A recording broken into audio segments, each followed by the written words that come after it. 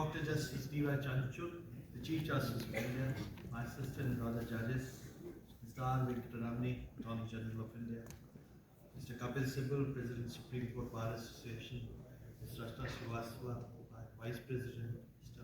Vikrant Yadav, Congress Secretary, members of the Bar, and ladies and gentlemen. When a towering tree in the forest steps back, the birds pause their song, the winds moves differently. Other trees shift and adjust to fill the void. But the forest will never be quite the same again. From Monday, we'll feel the change deeply. An emptiness will resonate through the sandstone pillars of this court. A quiet echo within the hearts of the members of the bar and the bench alike. The words, how we truly use the words to summarize contribution of a personality like the Chief. Just yesterday at the Skora farewell, I described three extraordinary characteristics on Dr. Justice D.Y. Chandrachud persona. First, I said he is a scholar as a jurist who seamlessly juggles between monumental judgments, all at the same time embodies calm and composed demeanor, both in court and in life. 38 constitutional bench judgments, including 2 just pronounced today. This is a record which will remain unbroken. Another feat that will be difficult to emulate is our Chief's ability to address audiences on diverse subjects. During one of the conversations I had with him, he said that it was his third speech on the same day. The Chief, you are not only an eloquent orator, but you equally have command and mastery over the written word.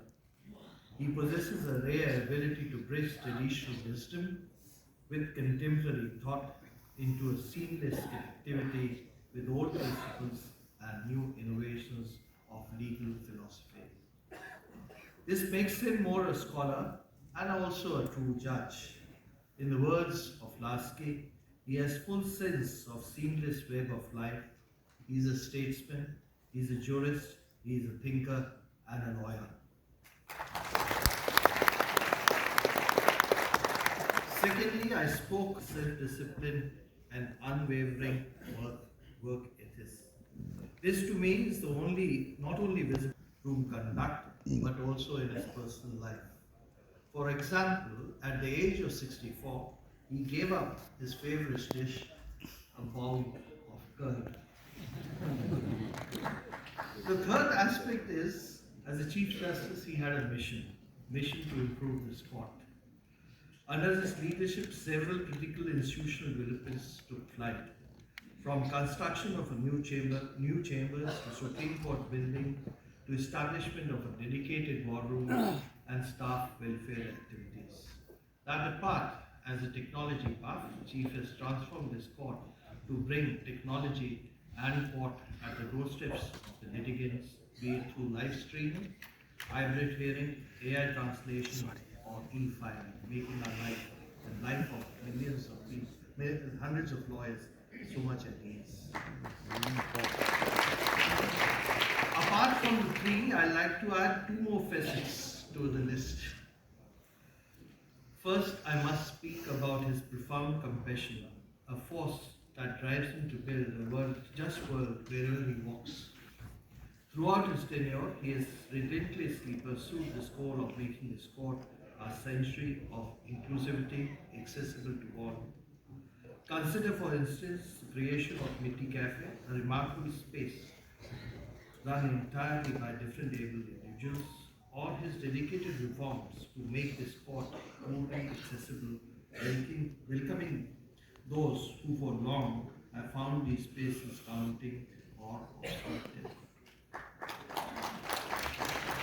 Secondly, I must speak about his continuous flow of energy. Somebody has remarked, a person doesn't need brilliance or genius, all he needs is energy. Chief You clearly combine the three: genius, brilliance, and energy, leaving us to wonder what is the source of your energy.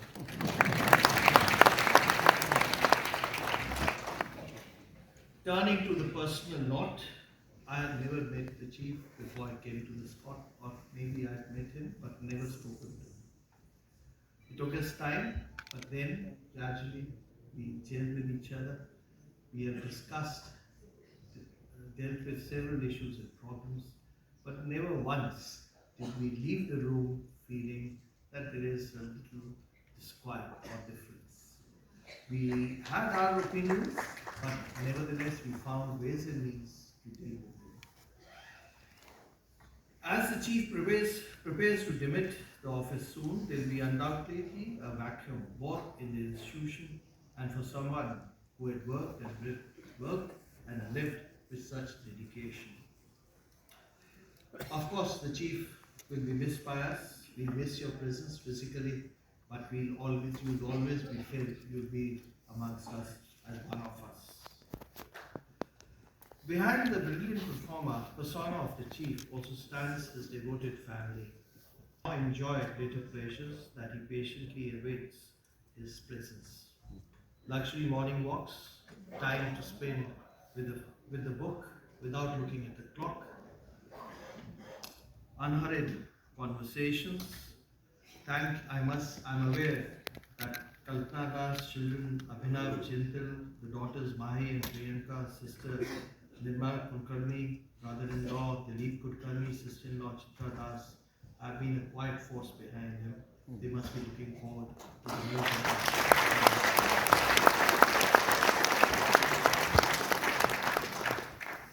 While Bob Dylan was one of your favorites, I'd like to borrow a line from Frank Sinatra song, I Did It My Way. Chief, you truly did it your way.